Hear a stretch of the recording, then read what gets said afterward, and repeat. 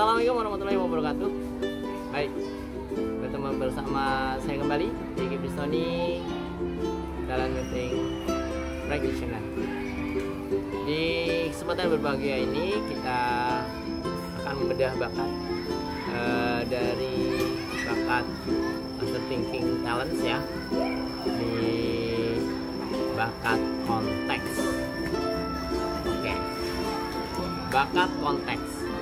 Dimana bakat konteks itu adalah dorongan pada seseorang yang kuat, yang berulang, dan dia suka berpikir masa lalu, memahami masa kini berdasarkan data-data masa lalu, catatan masa lalu gitu.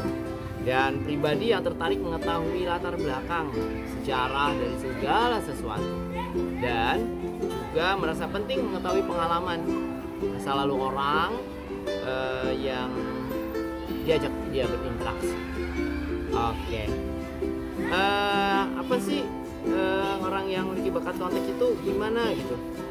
Dia itu orang yang perlu akses informasi tentang latar belakang yang lama-lama tentang orang lain. Misalnya dia ingin tahu seseorang, dia mencari referensinya lah, dulunya lahirnya kapan, terus dia biasanya apa, pernah terjadi apa dia akan mencari informasi ke belakang, maksudnya masa-masa yang sudah dilalui orang lain. Kemudian menggunakan data masa lalu dalam pengambilan sebuah keputusan untuk sebuah rencana. Ketika dia mengambil keputusan yang berhubungan dengan rencana kegiatan yang dia susun, maka semuanya akan bereferensi ke data-data yang ada, data-data belakang. Semuanya bereferensi terhadap data-data yang sudah dia dapatkan dari masa lalu, begitu. Dia secara alami mengingat dan menghargai apa yang sudah terjadi, apapun bentuknya, berupa penghargaan kah, produk kah, atau jasa yang sudah pernah dilakukan, itu akan berdampak, dan dia sangat menghargai hal itu. Kemudian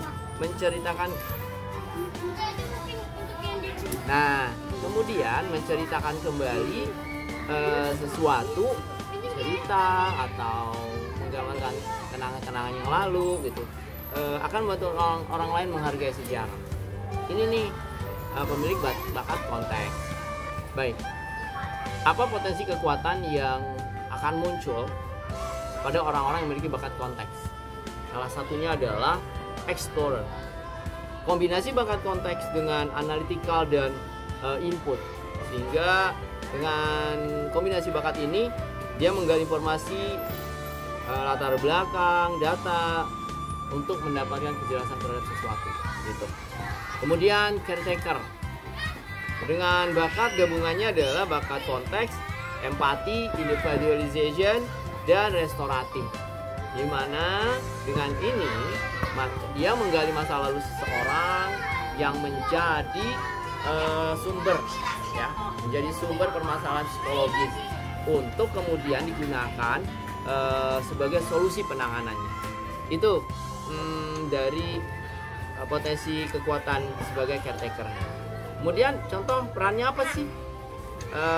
Sebagai apa nih orang yang memiliki bakat konteks yang kuat? Dia bisa berperan sebagai psikolog ya, kemudian guru sejarah, hakim, mungkin sejarawan atau dokter, ilmuwan, kemudian detektif, mungkin saya rasa ke sana, karena dia akan mencari semua data-data latar belakang atau informasi yang sudah terjadi. Itu yang menarik bagi pemilik bakat konteks. Mereka tidak akan mau langsung mengambil keputusan atau langkah-langkah cepat sebelum mereka mengetahui latar belakangnya. Ini misalnya kalau dokter, ini kenapa bisa sakit begini? Dia akan tanya sebelumnya apa, makan apa, mungkin gitu kan, setelah terjadi apa, kalau dia sebagai profesi dokter. Kalau sejarawan, dia kenapa ini bisa terjadi, kenapa terjadi apa, membuat candi, dia merunut lagi cerita-cerita sebelumnya. Itu indahnya mengenal sejarah. Mungkin kalimat seorang pemilik bakat bakat konteks itu sangat terngiang-ngiang ketika apa yang dituliskan oleh Bung Karno tentang jangan jas merah, jangan sekali-kali melupakan sejarah, karena disitulah sumber informasi penting untuk mendapatkan sebuah keputusan yang bisa diambil dari data-data yang lama untuk bisa direalisasikan dalam kehidupan sehari-hari. Berbahagialah bagi pemilik bakat konteks karena dia punya latar belakang, dia punya data, dia punya referensi sebagai pertimbangan utama. Jadi nggak sembarangan dia mengambil informasi. Dengan itu seorang memiliki bakat konteks akan maksimal. Nah, pertanyaan yang lain muncul adalah bagaimana cara mengembangkan bakat konteks? Ya, yang utama adalah dia harus mengumpulkan informasi banyak, cari informasi, data, cerita yang penting untuk diketahui dia dulu. Nah, jadi dia akan menjadi seperti pengumpul data deh.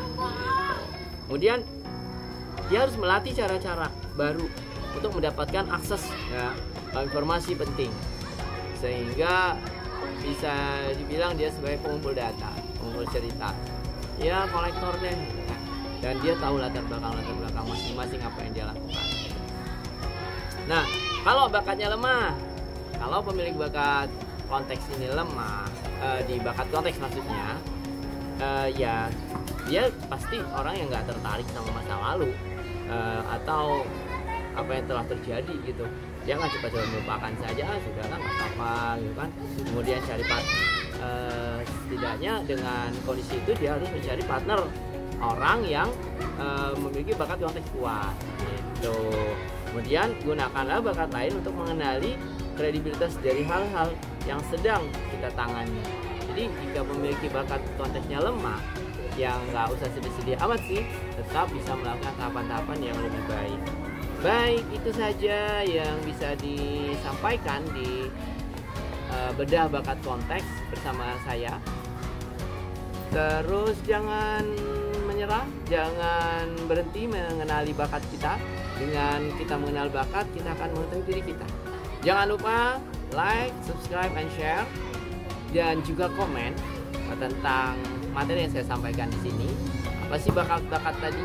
Bakat konteks terutama, silakan Anda tuliskan. Kalau ingin bertanya juga monggo, tulis saja di chat kita ya, di link ini.